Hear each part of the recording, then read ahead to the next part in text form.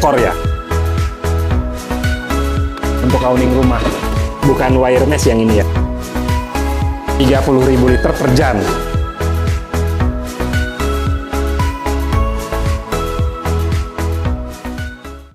Bismillahirrahmanirrahim. Bertemu lagi dengan kami, Banten Koi Farm. Kami adalah farm dan pond builder. Kebetulan hari ini kita sedang ada pengerjaan kolam koi di Alicante, Sumarekon, Serpong. Kita mau spill nih pengerjaan kolamnya. Ini sedang pemasangan bagesting. Sudah selesai instalasi pemipaan. Nih kolamnya. Kolamnya tidak besar, lumayan lah. Dimensinya itu 6x3. Kedalaman mentah 180. Nanti paling airnya sekitar 135 cm bersih airnya. Kolam ini juga memiliki tantangan tersendiri dikarenakan akses rumah ini, aksesnya owner ingin melewati kolam gitu, di atas kolam. Kalau ini garasi nih, ini jendela yang ini. Ini jendela. Jadi akses masuk ke rumah ini dari sini nih. Nanti kolam ini sebagian di bawah teras. Jadi nanti kita buat di sini akses masuknya dari sini nih, 1,5 meter ini. Akses masuk, kemudian di sana dicor. Yang sebelah sana tuh nanti kita cor. Di atasnya nanti waterfall. Jadi kolamnya yang terlihat hanya sebagian. Nah ini nanti nyatu jadi teras, jadi kamuflase. Nah masuknya nanti dari sini. Kita mau spill spesifikasinya ya. Enaknya kita turun. Nah nanti jadi teras ini lebih lebar 1,5 meter ke sini. Di sini waterfallnya bisa difungsikan untuk duduk-duduk sambil melihat koi, sambil menikmati kopi atau teh gitu ya. Ya kita udah di bawah nih teman-teman. Naiknya turunnya harus pakai tangga loh. Dalam kan. Ya bikin kolam koi itu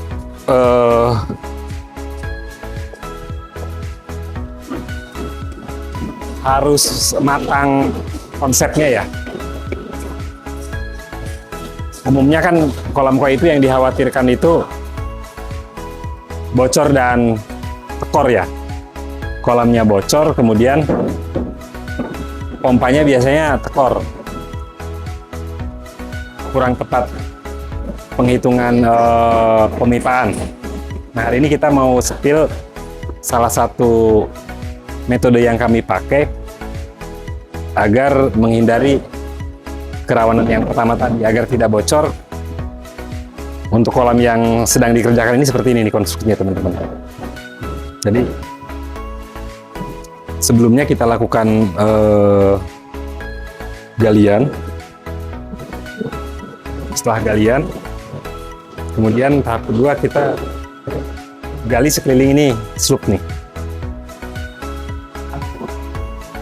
Bikin slope, keliling, sama itu di tengah tuh. Di tengah itu untuk pembatas chamber ya. Nah semua dipasang slope. Setelah galian slope, kalau ini tapak ini sebetulnya bukan konstruksi kolam ini. Ini itu nanti ada ini yang awning untuk awning rumah. Nah tapaknya kita pasang lebih rendah daripada konstruksi kolam.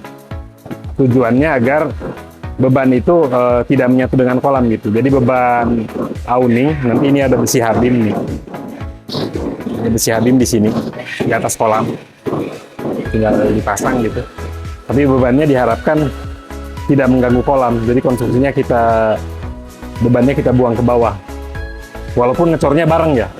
Ngecornya kan bersama nih. Ada 4 titik. 1, 2, 3, 4. Kalau itu sebetulnya bukan konstruksi kolam. Kalau konstruksi kolamnya slope ini aja. Kemudian setelah dilakukan pemasangan slope, sebelumnya di pelur dulu ya. Kita lakukan cor dasar sedikit. Tujuannya agar besi ini tidak terkena tanah. Istilah umum dalam konstruksi itu namanya plat lantai. Buat plat lantai dulu gitu. Ya sebetulnya enggak juga nggak apa-apa. Ini kita hanya sharing yang sedang kita kerjakan. Karena orang khawatir banget tuh bocor dan lain-lain gitu. Mengingat di sini yang dikhawatirkan itu ada konstruksi misalnya di sebelah biasanya pakai bor file atau apa gitu, khawatir getaran dan lain-lain. Tidak seperti ini juga nggak apa-apa, kita hanya sharing yang sedang kita kerjakan. Nah setelah itu kita lakukan pembesian lapisan pertama. Kalau dilihat nih, ini pakai besi 10. Ini besinya manual, bukan wire mesh yang ini ya. Jadi kita bikin letter U, besi utuh, kita bikin letter U ke sana. Dengan harapan ya tadi, hasilnya nanti bisa maksimal, tidak ada keretakan gitu. Ini yang lapisan pertama. Ditumpangin di atas loop. Ini. Nah setelah itu selesai, besi lapisan pertama selesai semua, dinding dan dasar, baru kita lakukan instalasi pemipaan. Nah seperti ini nih, instalasi pemipaannya nih. Kolam ini 6x3 dibagi chamber 1x6 ya, 6x1 chamber. Kolamnya berarti hanya 6x2. Kedalaman kurang lebih airnya itu 135, ya 30 tonan gitulah. Nah di sini pentingnya nih mengantisipasi yang kedua tadi, agar tidak tekor ya. Tidak tekor itu harus tepat pemipaannya. Misalnya kita sepil kolam ini, volume kolam kurang lebih 15 ton. Nah, kita akan targetkan sirkulasinya itu 2 kali lipat. Artinya kita akan buat sirkulasinya 30.000 liter per jam. Nah, setelah kita tentukan pompanya disesuaikan dengan besaran kolam, bisa juga kali 3, tapi minimal 2 kali volume kolam ya untuk sirkulasi. Artinya besaran pompanya harus 2 kali lipat daripada volume kolam. Kolam ini 15.000 liter, maka pompanya kita set 30.000. Kalau ini nanti 36.000, pakai 2 unit pompa Surumi 18.000 kali 2. Nah, baru kita tentukan nih BD-nya nih. Untuk dapat mensuplai sirkulasi 30.000, kalau yang ini kan 36.000 lah, 36.000 liter per jam. Maka suplai airnya dari 2 arah kan. Yang pertama bottom drain, yang kedua ini nanti skimmer nih. Kita gunakan skimmer 2, bottom drain 2. Bottom drain 4 ini. Satu-satu ya kita spill ya. Ini bottom drain 4 in, tutupnya ini yang dikoneksikan dengan diffuser. Jadi bottom drain include diffuser. Nah pemasangannya juga harus hati-hati. Jadi kita amankan agar tidak terkena coran, tutupnya pakai triplek ini diikat biar nggak bergerak. Jadi nanti begitu dicor nggak kena, selesai dicor tinggal dilepas gitu. Ini diffuser 2, di plus diffuser. Satu lagi itu nanti diffusernya yang sana tuh, di bawah, di belakang sana. Memang ini sebetulnya kenapa pakai 3 diffuser gitu? Kalau dinyalakan 3-3-nya, dijamin ikan nggak akan kelihatan. Karena rencananya kita akan pakai pakai aerator tuh 2, LP60 kali 2 untuk kolam LP60. Dan untuk chamber filter LP60 juga. Jadi aeratornya 2 unit. Nah kalau LP60 untuk kolam sebesar ini, itu riaknya luar biasa. Tapi kenapa kita pasang? Sebetulnya ini sifatnya antisipasi. Umumnya kan hobis koi itu gini teman-teman. Udah bikin kolam, belikan yang niat awalnya misalnya kolam sebesar ini diisi 10 ekor, tahu-taunya 20, 30, lama-lama ikan besar.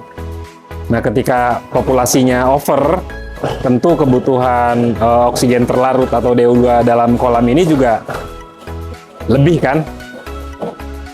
Nah dengan diffuser 3 gini, yang aktif misalnya kalau siang 1 tuh yang di sana. Tapi ketika overpopulasi, 2 ini bisa dinyalakan ketika malam. Kalau siang matiin, malam nyalain. Sehingga ikannya nggak kekurangan oksigen. Tandanya biasanya kalau sore kan megap-megap tuh ya. Nah, untuk antisipasi itu lebih baik daripada nanti sudah jadi kolamnya bingung instalasinya di mana gitu. Lebih baik dari awal kita siapkan. Itu untuk pemipaannya ya, biar mudah juga kita pasang ini nih. Ini mungkin ada yang nanya, ini namanya BD stopper. Nanti sih hasilnya di dalam coran. Nah, si kemer 2 nih. Si kemer 2 buah, 2 in. 2 in nanti atasnya 4 in. Ini overflow nih. Overflow, takut hujan. Nah, kemudian ini area chamber filter. Ini area chamber filternya itu belum di setting nih. Nunggu pemasangan bagesting. Bagesting masuk baru pipanya kita matikan. Ini pipa backwash. Jadi nanti ada 6 chamber. Nanti filtrasinya ini menggunakan RDF. Nah, untuk sekat tengah ini sebetulnya opsional, bisa dilakukan. Sekat ini kan teknis ya. Masing-masing builder memiliki cara kerja sendiri-sendiri. Ada yang sekatnya itu belakangan gitu ya. Ya nggak apa-apa, itu bagus juga. Kalau kebetulan yang di sini kita cor bareng. Jadi nanti cornya sekaligus antara lantai, keliling, dan sekat tengah ini.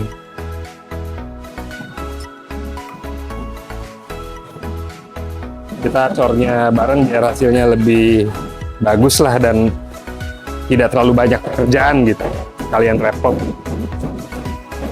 Instalasinya kurang lebih seperti ini. Nah, kolam koi itu memang macam-macam budgetnya ya. Ini lihat misalnya konstruksi seperti ini. Ini juga harus pakai beton decking nih.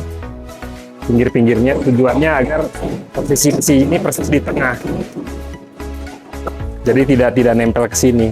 Nah, kelilingnya ini sebelumnya kita pasang bagesting luar. Bagesting luarnya menggunakan hebel. Bisa hebel atau biasanya bata merah ya. Bebas lah. Tapi ini sebetulnya hanya berfungsi sebagai bagesting. Agar tanah itu tidak rontok ke konstruksi. Yang kedua yang dikhawatirkan ya besinya nempel ke tanah gitu. Kadang kan ada yang nanya kok buang-buang budget gitu. Tidak juga, untuk hasil lebih maksimal ya ini lebih baik seperti ini.